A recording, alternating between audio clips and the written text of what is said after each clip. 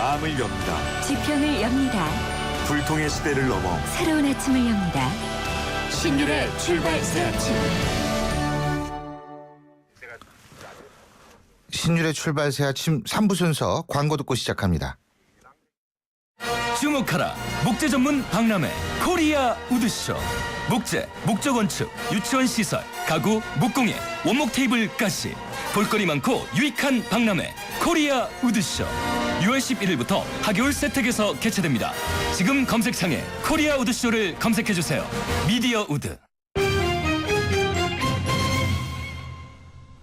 예, 경제 뉴스 알아보겠습니다. 최용환 경제평론가 연결합니다. 안녕하십니까?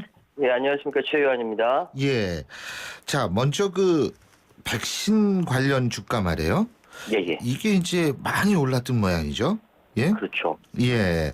이게 어제는 완전히 하한가로 추락을 했는데 예. 이게 주식 투자하시는 분들 이거 참 걱정이 많으시겠어요. 예? 네, 그렇습니다. 그러니까 메르스가 발생한 이후에 이상한 현상이에요. 분명 백신도 만들어지지 않았는데 예. 이 백신주가 묻지마 투자로 어마어마하게 오르더니만 그 백신 개발 생산 업체 몇몇 업체들이 최소 연속 3거래일 연속 상한가를 달리더니 어제는 또 예. 줄줄이 하한가로 돌변했습니다. 예. 돌연변이도 아닌데 예. 이 원인은요.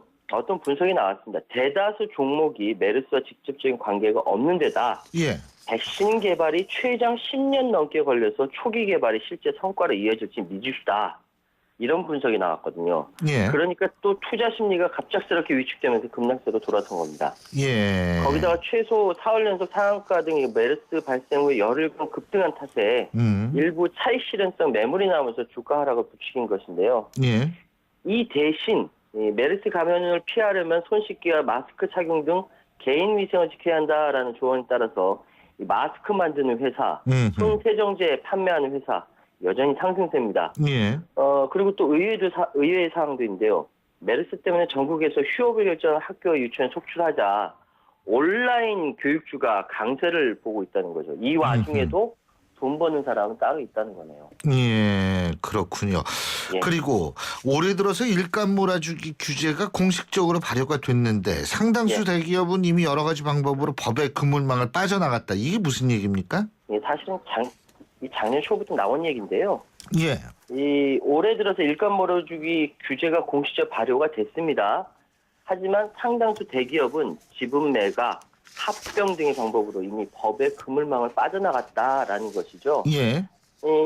2013년에 국회를 통과해서 올 2월부터 발효된 이 일감 몰아주기 규제, 예. 자산 5조 원 이상 대기업 집단, 오너가 지분이 30% 이상인 회사가 그룹 내 다른 계열사한테 연간 200억 원 이상 또는 매출의 12% 이상 일감을 받으면 처벌 소속돼 있거든요. 예. 하지만 그 큰 기업들은 이미 오너가의 소유 지분율을 법상 기준 30% 아래로 낮추는 이 지분 매각이라든지 거래 관계에 있는 계열사를 아예 합쳐버리는 합병 등의 방법으로 벗어났다는 거예요. 법의 기준을. 그러니까 예를 들어서 정몽구 정유선 부자의 현대글로비스 같은 경우는 지분을 매각해서 지분율을 29.99%로 낮췄고요. 절묘하죠. 예. 현대엠코와 현대엔지니어링, 현대위스코 등 각각 다 합병했고요. 근데 문제는 현대차그룹만이 아니라 삼성, SK, GS그룹 등 대부분의 대기업들이 이런 식으로 법망을 빠져나갔다는 거죠. 그래서 언론에서도 일감 몰아주기 규제 비웃듯이라고 비판하고 있습니다. 그렇군요. 예. 어쨌든 일감 몰아주기라는 것 이런 것들이 지금 상당히 좀 문제가 되고 있는데 이게 좀 빨리 고쳐져야 되는 거 아니겠어요? 그 말입니다. 예. 예. 그리고 또 다른 뉴스 어떤 게 있을까요? 예, 간단히 말씀, 삼성전자가 그동안 이제 삼성 SDS와의 합병서를 아예 공식적으로 부인을 했습니다. 이게 어디서 부인했냐면은 기업 공개하는 자리에서 부인을 했거든요. 합병 계획 전혀 없다. IR 그룹 전무가 얘기했는데 사람들이 굉장히 놀랐어요. 왜냐하면은 보통 기업 공개하는 데는 앞으로 비전이라든지 이런 거 얘기하는 거지 합병 계획이니 뭐 입장이니 뭐 이런 거 얘기 안 하거든요. 굉장히 사람들이 충격받았다고 하더라고요. 어쨌든 공식적으로 부인한 건 처음인데 이유가 하반기 합병설이 불거지면서 이 주식시장이 과열되는 등 부작용이 나타나서 공식적으로 해명에 나섰다. 라고 얘기하지만 어쨌든 상황은 그룹 최고위층과 조율을 거친 것으로 보이고요. 삼성 SDS는 지난달에 그 삼성 SDS 2020이라는 청사진을 내놨기 때문에 지금 어떻게 합병한다 이런 얘기하기는 좀 민망한 상황이고요. 하지만 이 상황은요. 내년 또는 후년 가서는 또 모르는 일이고 삼성 SDS가 삼성전자가 아닌 삼성전기라든지 디스플레이 등과 부분 합병하는 가능성은 여전히 유효하다. 이렇게 말씀드릴 수 있습니다. 예. 그리고 예. 그 IMF에서 국가 채무를 줄이려고 과도한 재정 긴축을 하는 것은 오히려 경제에 해롭다. 이렇게 얘기를 했는데 예. 이거 우리나라를 대상으로 한 얘기인가요? 이게 꼭 우리나라 그런 건 아니겠죠? 얘기였죠. 예. 이게 사실 해석하기 나름인데요. 예. 영국 파이낸스 타임즈에서 이제 보도를 했습니다. IMF가 보고서에 상당한 재정적 여지가 있는 국가인 경우 국가 채무를 줄이려는 정책은 일반적으로 바람직하지 않다. 그러니까 예. 국가 채무를 줄이기 위해 세금을 부과한다는 것보다는 채무를 그냥 떠안고 있는 것이 떠안고 있는 것보다 더 성장에 해롭다라는 뜻인데요. 이게 얘기는 그리스, 이탈리아, 일본 등 국가 채무 비율이 위험 수준인 국가들은 나중에 금융위기가 오게 되면은 채무 감축 우선순위이기 때문에 예. 이게 그 우선순위에 되지만 미국, 영국, 독일 등 국가 채무 안전인 나라들은 위기 시에도 자금 조달이 가능하지 않습니까? 상대적으로 국가 채무 줄여서 얻는 이익이 적다. 뭐 이 얘기인데 이걸 잘 보면 우리나라는 어디에 속할까? 재정 지출 여지는 없어요. 예. 그런데 그리스나 이탈리아, 일본 같은 국가 채무 비율 위험 수준까지는 가지 않았고 예를 들어서 우리나라는 GDP 대비 국가 채무 비율이 35.7%거든요. 예. OECD 회원국 평균이 74.1%는 낮습니다. 예. 그렇다 재정 지출 여지는 있는 건 아니죠. 참고로 일본은 250% 육박하고 있는데요. 예. 그래서 제가 앞에 우리나라대로 꼭 이야기하는 것 같은데 이거는 해석하기 나름이다라고 말씀드린 겁니다. 예. 그렇군요. 예. 오늘 소식 여기까지 듣겠습니다. 고맙습니다. 감사합니다. 예. 지금까지 최호한 경제평론가였습니다. 신일의 출발새 아침. 지금 전국은 메르스 감염 사태로 몸살을 앓고 있고 또 정치권은 국회법 개정안 위헌 논란으로 몸살을 앓고 있는데요. 이런 상황에서 정의당과 국민모임 그리고 진보 세력들이 통합 논의를 본격화한다고 합니다. 그래서 지금 야권발 정계 개편의 신호탄이 아니냐 이런 분석도 나오고 있는데요. 자, 이 부분 정의당 심상정 원내대표 연결해서 자세히 들어보겠습니다. 심 대표님 안녕하십니까? 네, 안녕하세요. 예. 정의당과 국민모임 이제 합치는 거예요? 국민모임뿐만 아니라 하여튼 그동안에 진보 정치가 우여곡절을 거치면서 진보 정치를 지지하지만 동참과 지지를 유보했던 그런 모든 분들을 총결집해서 예. 이제 더 크고 강한 진보 정당으로 나가려고 합니다. 예. 그런데 그렇다면은 여기에 국민모임하고만 합치는 겁니까? 아니면 어디랑 합치는 거예요? 오늘 네 개 조직이 공동 기자회견을 열어서 함께 공동 선언을 할 예정인데요. 저희 예. 정의당하고 국민모임 그리고 원외입니다마는 노동당 예. 그리고 노동자 정치 연대라는 그 노동 정치 세력이 있어요. 예. 그렇게 네 조직이 함께 오늘 공동 선언합니다. 그렇군요. 그런데 실제로 이 조직들이 그럼 뭐 이게 어떻게 죄송한 표현입니다만 지분이 어떻게 됩니까?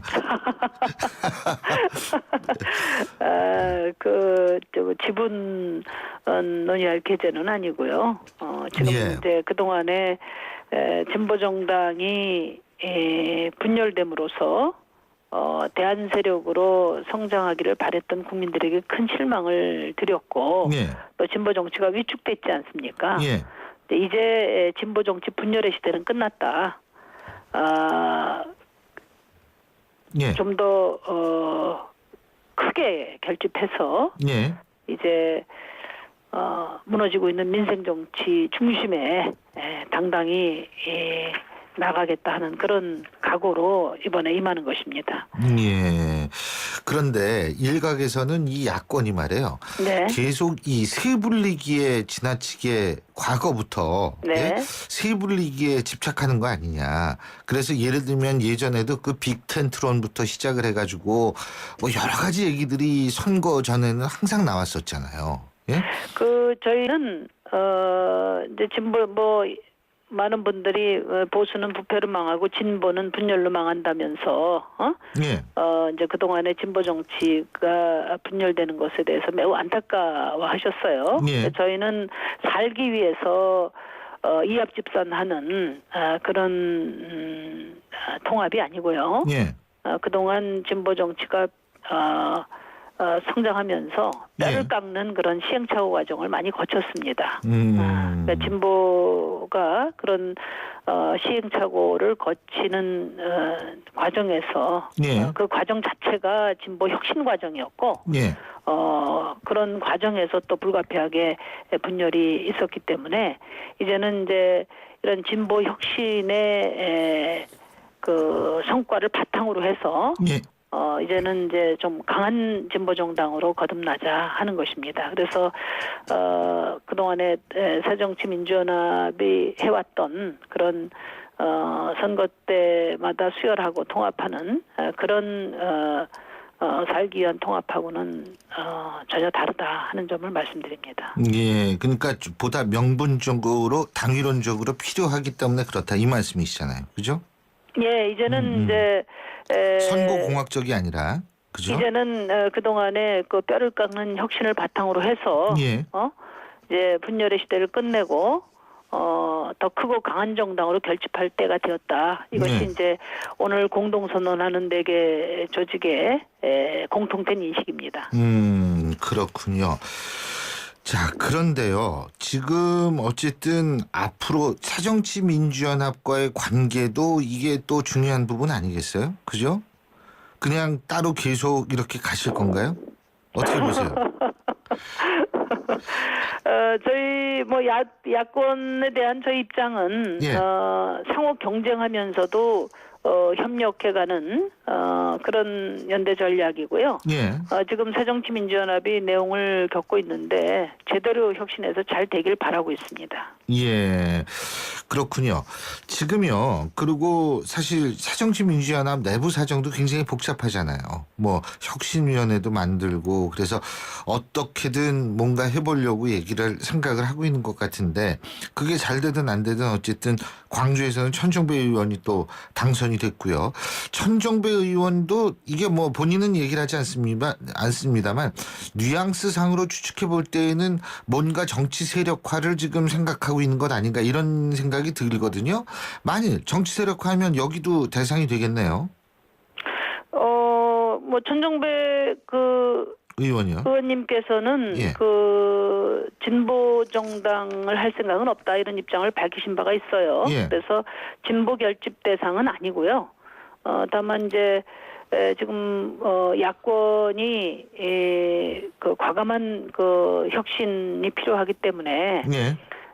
그런 천 의원의 혁신 구상이 이제 어떻게 제시되느냐에 따라서 야권 혁신을 위한 경쟁과 협력 관계 수준에서 서로 모색을 해볼 수 있을 것 같습니다. 그렇군요. 그리고 또 한 가지는 이제 안철수 의원이 뭐 방송에서 이 공개 방송에서 대선에 출마하실 건가요? 그랬더니 그럼요. 뭐 이런 얘기를 했다고 그래가지고 대선 출마 공식 선언 이래가지고 나왔었는데 본인은 이제 그거는 그런 게 아니다라는 입장인 것 같아요. 안철수 의원 입장에서 볼 때는. 근데 네. 이런 부분들은 어떻게 해석하고 계십니까? 글쎄 저도 안철수 의원님 대선 출마 얘기는 뉴스를 보았는데요. 예.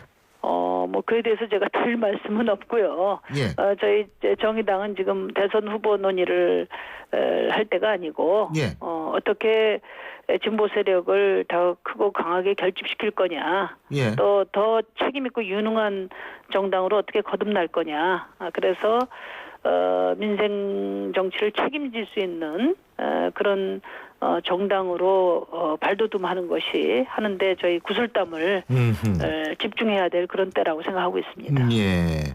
그리고 이 메르스 얘기 좀 해봐야 될 것 같은데 이 지금 메르스에 대한 공포가 국민들이 굉장히 커지고 있는데 이게 지금 뭐 공개가 제대로 되는 것이 하나도 없다라는 얘기도 있거든요. 그런 비판. 근데 최소한도 병원 이름은 공개해야 되는 것 아닌가 이런 얘기가 나오는데 이 부분 어떻게 보십니까? 그러니까 그 작년에 메르스 환자가 발생한 미국에서 미 보건당국의 대응을 우리가 배워야 되거든요. 지금 초기 늑장 대응으로 지금 호미로 막을 걸 가래로도 못 막을 상황이 돼버렸단 말이죠. 그러니까 초기부터 환자의 동선을 재빨리 파악하고 신속하게 대부분의 정보를 공개하고 그 주변인들을 그래서 곧바로 격리시켰어요. 그래서 사망자 없이 한 2명 환자로 끝쳤지 않습니까? 방역에 성공했단 말이에요. 지금 공개될 경우에 뭐 과도한 불안감을 조성한다든지 또 의료기관의 피해를 우려하는 것 같은데 지금 그 단계가 이미 지났습니다. 그리고 이미 뭐 SNS에 병원 명단 다 돌아다니잖아요. 정부를 믿을 수 없기 때문에 국민들이 자구책을 강화하기 위한 그런 그 과정에서 오히려 더 혼란이 가중되고 있습니다. 그래서 빨리 그 공개를 해야 해요. 그 병원과 또 감염 경로 이런 것들을 공개하면서 동시에 환자 격리를 위한 어떤 그 치밀한 지침이나 이런 것들을 그다음에 그 국민들이 이에 대응해야 될 매뉴얼 같은 것들을 함께 그 공개하고 또 보고해서 국민들이 총체적인 그 대응 체제에 나설 수 있도록 정부가 그렇게 관리를 해야 됩니다. 그리고 지금 주변 국가와의 외교 문제로까지 치닫고 있어요. 홍콩, 일본, 중국에는 병원에 대한 정보조차 공유가 안 된다면서 의료 교류 중단까지 선언한 마당 아니겠습니까? 국가 신뢰도마저 지금 급격히 추락을 하고 있습니다. 빨리 공유를 해야 되는데 지금 정부가 이렇게 비밀주의를 고수하고 있는 것에 대해서 우리 국민들은 정말 우라통을 터뜨리고 있는 그런 상황이라고 볼 수 있습니다. 근데 지금 그 단계가 지났다 이런 말씀 해주셨는데 이 지금 심상정 대표께서 생각하시는 단계라는 거 지금 우리가 객관적으로도 뭐 주의 단계다 경계 단계다 이런 게 있잖아요. 지금 그러니까 4단계로 나누고 있는데 지금 이제 국민들의 심리 상태는 이미 심각 단계거든요. 이제 그렇지 이제 심각 단계라고 보고 그래서 국민들의 이런 그 심각한 우려를 불식시킬 수 있는 그런 비상한 태세를 임해야 되고요. 실제로도 지금 정부의 방역 체계가 뚫렸고 그 제3의 제3 감염이 그 감염자가 계속 발생하고 있기 때문에 지역 전파는 시간 문제다. 이것이 전문가들의 얘기예요. 그렇다고 하면 정부의 노력만 가지고는 이제 막기 어려운 단계가 됐기 때문에 국민들과 지역사회가 함께 그 대응할 수 있도록 해야 되고 그러려면은 정보 공개가 정확하고 체계적으로 이루어져야 된다고 보고요. 또 하나 이제 그 새정치민주연합의 법안 발의를 했는데 지금 이제 이 국면에서 제일 중요한 게 감염 의심자들의 그 신고하고 또 의료기관의 헌신적인 그 지원 아니겠습니까? 그러려면은 이게 이제 공익을 위해서 격리되고 공익을 위해서 병원이 피해를 감수하는 것이니까 정부가 이런 격리자에 대한 생활 보호라든지 또 피해 의료기관에 대한 피해 보상을 적극적으로 해주겠다고 천명함으로써 정말 이제는 한 마음으로 국민의 마음을 통합해서 이 그 비상 상황을 해나가야 된다고 봅니다. 지금 정부에서는 메르스 전용 병원 지정을 검토하고 있다 이런 얘기도 나오는데요. 이미 이제 이런 질병이 발생했을 때 이것을 담당할 수 있는 그 거점 병원들이 이미 지정이 돼 있죠. 근데 그거 가지고 부족하다고 해서 좀 적극적으로 더 확대 지정을 하고 또 그 책임도 부여한다는 거 아니겠습니까? 예. 이제 서울 약광문이죠. 근데 이제 또 그 병원들을 쓰는 지역 주민들은 어떻게 하겠어요? 그러니까 제가 아까 말씀드렸는데요. 이게 이제 이 메르스 환자들이 이 병원에 올 경우에 어떻게 그 진료하고 어떻게 격리하고 그래서 일반 환자들하고는 절대 그 감염이 되지 않는다는 것을 좀 국민이 믿을 수 있도록 철저하게 관리하고 이것을 공개해서 국민들도 지금 막연한 불안이 크지 않습니까? 합리적으로 판단할 수 있는 정보와 근거를 제공하는 것이 필요하고요. 그리고 이제 의료기관 같은 경우에는 메르스 환자 오면은 그 병원 망한다 이렇게 생각하니까 그 메르스 환자 진료에 그 적극적으로 나서지 않고 있지 않습니까? 그리고 공개도 꺼리고 있고요. 그러니까 그것을 피해를 전적으로 보상하겠다는 그런 정부의 의지를 밝히고 국민들이 합리적으로 판단할 수 있는 정보를 제공하고 이렇게 함으로써 서로 믿고 방역에 동참할 수 있는 통합력을 만들어내야 된다는 겁니다. 예, 잘 알겠습니다. 오늘 말씀 여기까지 듣겠습니다. 고맙습니다. 네, 감사합니다. 예, 지금까지 정의당의 심상정 원내대표였습니다. 아가씨 나 홍제동 김수미예요. 괜찮은 대리운전 번호 알려줘봐. 좌우로 정렬 2588 2588 대리운전 2588 2588 좋아요. 어머 이 아가씨가 유격대를 낳았나봐. 쌤에 좌우가 똑같아요 2588 2588 하트 외웠어 2588. 델몬트가 새로 나왔어요. 싱싱한 과일로 꽉꽉 채우면 짠! 이게 바로 자연 맞춤 그린 주스. 과일 그대로 맛을 낸 건강한 델몬트 자연 맞춤 그린 주스. 우리 그린할까요? 신율의 출발새 아침 3부 순서는 여기서 줄입니다. 잠시 뒤 4부에서 뵙죠.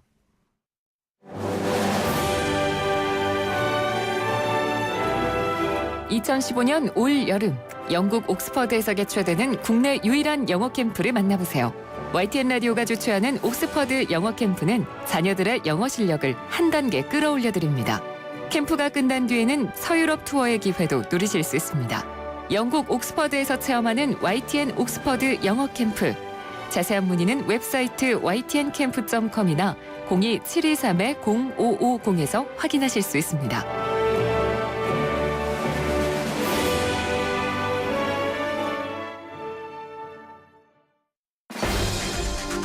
날카로운 분석, 내일을 보는 시선, 신율의 출발새 아침.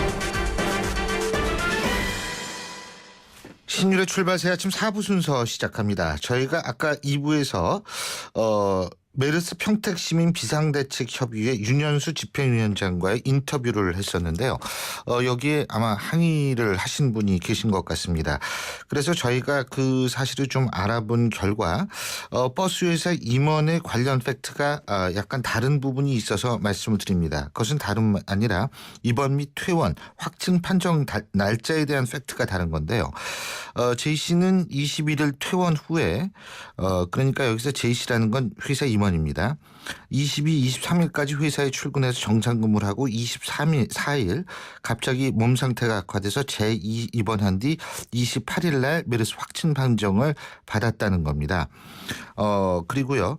어쨌든 노조 측은 제이 씨가 사망하기 전인 지난달 31일 제이 씨의 메르스 확진 판정 소식을 접하고 그 메르스 검사를 요구를 했다라는 얘기인데요.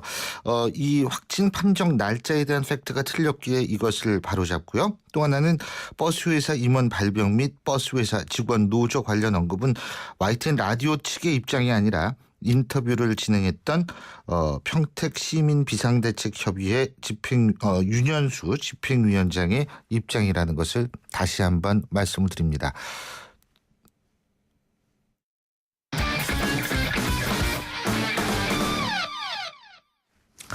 예, 스포츠 소식 알아보겠습니다. 최동구 스포츠 평론가 연결합니다. 안녕하십니까? 예, 안녕하세요. 예. 자, 이승엽 선수가 드디어 400 홈런을 기록을 했어요. 예? 예. 예. 이게 13년 만의 일이라고 그러더라고요.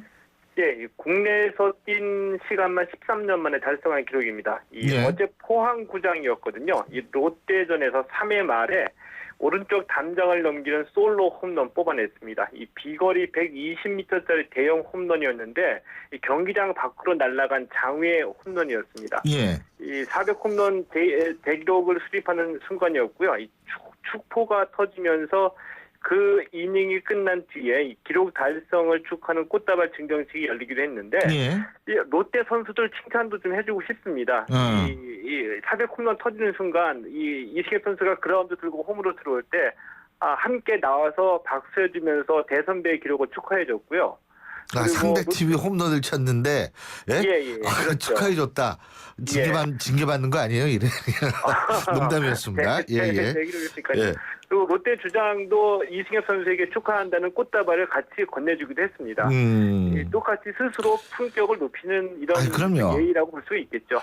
우리나라 정치권 바라보다가 이런 모습 보면 아주 흐뭇해지죠. 예. 이승엽 선수가 이제 일본 무대에서 8년 동안 홈런 159개를 쳤거든요. 이것까지 더하면은 이승엽 선수 지금까지 홈런 통산 559개를 친 것이 559개. 그러니까 여기에서 41개만 치면 600호 홈런. 그죠? 예, 그렇습니다. 이야, 대단하네. 이거 깨지기 힘든 기록 아니에요? 400호 홈런도? 예, 깨지기 힘들다고 봅니다. 왜냐하면은 현재 이 통산 홈런 2위가 은퇴한 이 양준혁 해설위원이거든요. 예. 351개밖에 되질 않습니다. 그리고 현역 선수 중에서 가장 많은 홈런을 친 선수가 NC의 이호준 선수인데 299개이거든요. 예. 때문에 당분간 깨지기 힘들다고 보고요. 더 한 가지 현실적인 이유는 이 홈런 터자가 나와서 홈런을 잘 치게 되면 아무래도 메이저리그나 일본 무대 다 진출하게 되겠죠. 우리나라 선수는.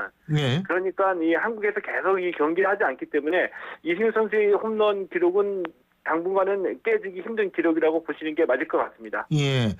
그러니까 결국은 이승엽 선수가 홈런 기록은 다 새로 썼네요. 예? 예, 홈런에 관한 기록은 전부 다 새로 썼는데요. 예. 95년에 이승엽 선수 프로에 데뷔했거든요. 예. 이 97년에 처음 홈런 왕에 올랐는데 예. 이 99년에 홈런 54개로 한 시즌 최초로 쉬운 홈런을 넘어갔고요. 2003년에는 이 홈런 한 시즌 56개로 한 시즌 아시아 최다 홈런 기록을 세우기도 했습니다. 예, 그렇군요. 자, 딴 얘기도 좀 해야죠. 경기 결과도 좀 말씀해 주셔야죠. 예. 삼성이 이승엽 선수의 홈런을 앞서서 롯데를 8대1로 꺾고 5연승 달렸고요. 이 두산은 기아를 8대1로 이겼습니다. 이 신생팀 KT가 오랜만에 승리했는데요. 예. SK를 4대2로 이기고 4연패에서 탈출했고요. 이 한화는 넥센을 6대2로 이겼습니다.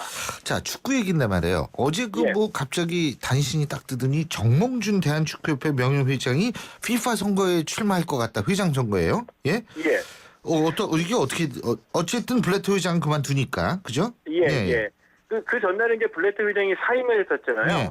사임한 다음 날 이 정몽준 회장이 긴급하게 기자회견을 열었습니다. 예. 모두들 예상을 FIFA 회장에 출마하는가 보다라고 예상을 했었었죠. 예. 그런데 조금 더 워딩은 좀 조심스럽게 얘기를 했습니다. FIFA 회장 출마를 신중하게 생각 중이다. 예. 여러 인사들을 만나보고 판단할 예정이다라고 이렇게 밝혔거든요.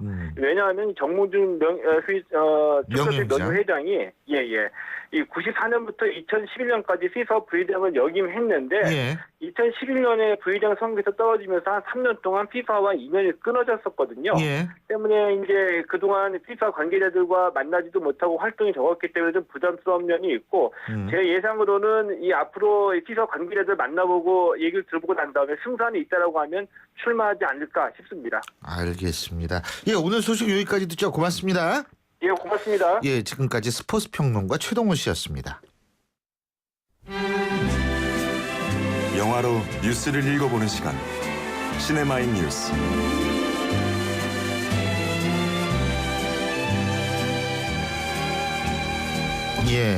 아주 푸근하고 포근한 음악이죠. 바로 뉴스로 영화를 감상해보는 시간 시네마인 뉴스인데요. 바로 오늘도 영화평론가의 대부시죠. 오동진 평론가 스튜디오에 나와 계십니다. 네, 어서 오십시오. 안녕하십니까. 예, 오늘이 오동진 평론가께서 말씀하신 이른바 법인의 불목인데요. 그렇죠. 예. 개인의 불금과 그렇죠. 자, 그런데 예. 지금 안 지켜지고 있죠. 메르스 때문에. 그렇죠. 예, 이거 참 큰일이에요. 먼저 배창호 감독 얘기부터 좀 해보죠. 회복 중인가요? 네, 그 회복 중이시고요. 워낙 많은 분들이 지금 걱정하고 잘 아실 계시고. 거 아니에요. 네.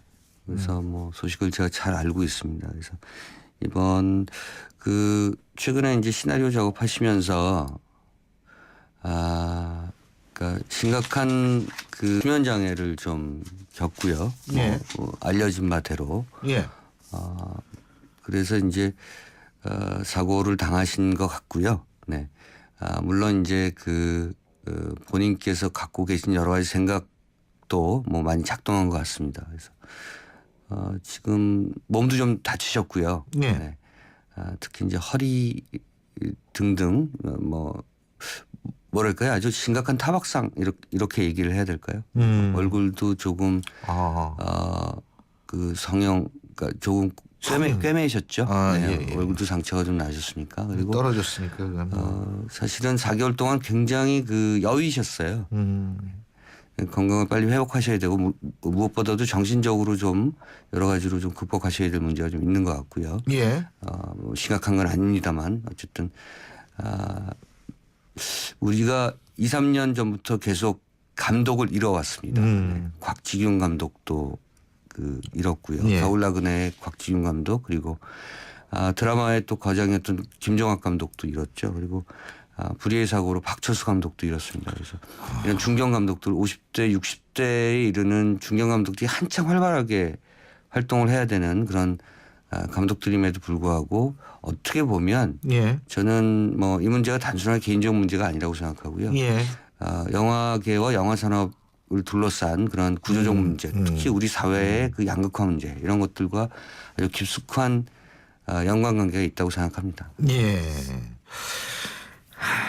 그러니까 이제 예를 들면 대기업 영화사 같은 경우에는 상업 영화만을 추구하다 보니까 상업 영화 추구하는 건 좋은데요. 감독을 고르는 기준이나 작품을 고르는 기준이 너무나 기계적인 거죠. 매뉴얼이 있고요. 예. 매뉴얼에 점수 기준이 있고 예. 예를 들어서 뭐 어떤 스타가 나오면 10점. 예. 또 어떤 장르 영화에 어떤 얘기가 나오면 8점. 사실은 대기업의 영화사가 구성되는 과정에서는 영화를 하는 사람들이 영화 사업체를 구성한 건 아니라고 보고요. 예. 대기업에 채용된 분들이 발령을 받아서 간 거겠죠. 그러니까 영화를 창의적인 어떤 그런 대상으로 여기보다는 비즈니스의 대상으로 여기다 보니까 예. 젊고 신선한 감각이 있는 젊은 감독 위주로 사실은 영화계가 재편된 건 사실입니다. 예. 사실은 창작 욕구라고 하는 것은 50대 60대에 굉장히 왕성한 에너지가 있는 그런 상황인데 5, 60대 감독들이 계속 소외되는 형태가 지금 그런 상황이 지난 10여 년 동안 발생을 했고요. 아무리 시나리오 수가 아무리 애를 써도 영화를 만들 수 있는 구조가 안 되면 그건 개인적인 좌절이 아니라 사회적 좌절입니다. 근데 그게요 사실은 영화계에만 국한되는 문제는 아닙니다. 그렇죠. 네. 이게 다른 분야에서도 실제적으로 5, 60대가 됐을 때에는 이제는 좀 나서지 말기를 바라는 경우도 많아요. 그러니까 이제 큰 비즈니스나 큰 영화를 하겠다는 게 아니거든요. 이런 5, 60대 그건 다른 사업도 다른 분야도 마찬가지고요. 그러니까 메인 스트림에서 일을 할 수 있는 건 아니지만 하여튼 영화를 만들 수 있거나 또는 다른 분야에서 일을 할 수 있는 어떤 기회는 포착돼야 된다 이런 거고요. 그러니까 전반적으로 균형을 잃었다는 것은 사회가 병들었다는 얘기라고 저는 생각합니다. 네. 자, 메르스 얘기 잠깐 해야 될 것 같아요. 네. 극장가에도 영향을 미치죠. 영향을 굉장히 미치겠죠. 지금 아직은 아니에요. 네, 사실은 지금 주중 상황을 유심히 보고 있고요. 이번 주말 상황을 저희가 좀 판단을 해봐야 메르스가 극장가에 미치는 영향을 정확하게 산출해낼 수 있을 것 같고요. 예.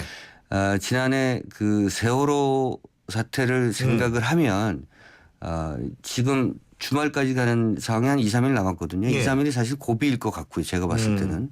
2, 3일 동안에 정부가 어떤 대책을 또 보여주느냐에 따라서 어떤 또 갈팡질팡 우왕좌왕의 모습을 보이느냐에 따라서 이 극장가에도 굉장히 심각한 영향을 미칠 거라고 보고요. 예. 그 공중이 모이는 장소잖아요. 특히 예. 이제 15세 이하의 그 연령층이 볼 수 있는 영화들은 부모 입장에서 그 아이들 학생들을 보내겠습니까 극장에. 그래서 그렇죠. 그런 상황으로 생각하면 아니 근데 본인들도 뭐 사실 좀 가문 찝찝하다고 생각하는 분들도 계시죠. 보통 이제 극장에 지하철, 200석 800석이니까요. 지하철에서 사람이 기침만 해도 다 그렇죠. 쳐다보고서 그런다고 그러는데. 네, 지금 제가 목감기가 걸렸음에도 불구하고 제가 네. 여기 지금 2m 안 되는데 큰일 났네. 예. 네, 어쨌든 간에 극장가는 주말을 넘어서면서 그 상황들을 보고 있고 다음 주에 개봉될 영화들이 그래서 노심초사 걱정을 하고 있고요.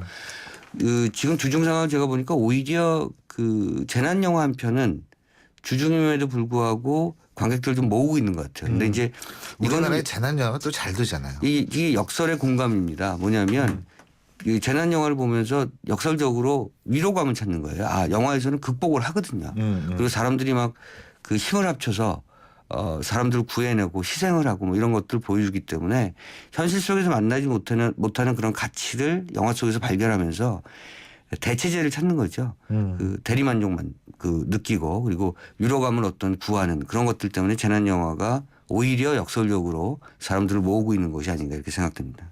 예, 그렇군요. 근데 요새 그 갑자기 감기 얘기도 네. 사람 많이 해요. 영화 감기야. 진짜 감기 말고 영화 감기요. 그래서 이제 영화 감기가 나왔을 때 영화 감기가 흥행에 성공했으면 300만 정도의 관객을 많이 모았었거든요. 했구나. 수혜, 장혁 이런 스타가 나오기도 했습니다만 300만을 모으면서도 그때 관객들이 영화를 보고 나서 긴가민가 했었어요. 너무 영화적이다 이거. 이 현재 거기는 그 분당이 배경이었던가 그렇죠 지금. 그렇죠. 이게 네. 그래서 뭐 다리 막고 막 이러죠. 네. 현실에서 이런 일이 있겠느냐. 그랬는데 지금 와서 그 얘기하는 것은 그 영화를 만든 감기를 만든 김성수 감독이 2013년에 만들었는데 2년 후로 예상했다. 정확하게 지금 맞아떨어지고 있다. 그리고 영화 속에서도 그 행정당국이나 방역당국이 예. 정보를 공개하지 않고 예. 무조건 사람들을 가두기만 하고 예. 등등 거기서 보이는 그 모습이라고 하는 것이 현실과 굉장히 밀도감 측면에서 굉장히 가깝거든요. 그래서 감기 재조명 얘기가 나올 만큼 영화가 지금의 현실 그대로 어떻게 보면 현실이 영화를 모사한 듯한 그대로 베낀 듯한 어떤 그런 역설이 일어나고 있는데 사실은 영화 감기가 궁극적으로 보여주려고 하는 것 역시 마찬가지로 어떻게 보면 이런 그 전염병이죠 일종의 예. 그러니까 전염 바이러스 뭐 이런 문제를 극복하는 것은 결국은 사회적 그 민주화다. 그러니까 닫힌 사회에서는 이런 문제를 극복할 수가 없고 열린 사회가 이것을 궁극적으로 해결해 나갈 것이다. 이런 걸 보여주는 영화라고 생각합니다. 그게 왜 그러냐면요. 네. 실제로 이 사회자본이라고 우리가 얘기했을 때 사회자본의 그러니까 가장 중요한 게 신뢰거든요. 근데 지금 말씀하신 대로 좀 문제가 있는 경우에서는 신뢰가 싹싹 틀 수가 없어요. 그렇죠. 그럼 사회 자본이 없어지는 거고 그러면 사실은 이게 계속 악순환이라는 거거든요. 네. 정부는 정부대로 더 어려운 처지에 빠지게 되는 거고 그리고 또 한 가지는 뭐냐면 그 신뢰가 잃어버린 사회, 신뢰가 존재하지 좀 약한 사회 같은 경우에는 이런 문제도 발생하죠. 네. 불투명한 거. 그렇죠. 그러니까 네?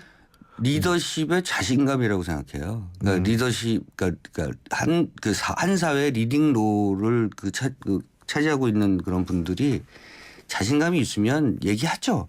자, 이렇게 상황이 이렇게 전개됐고, 그 관련 병원은 어디고, 여러분들에게 이런 정보를 드릴 테니 저희와 협조를 해서 같이 극복해 나가자라는 얘기가 이제 신뢰를 얻겠죠. 지금 앵커 말씀하신 그렇죠. 것처럼.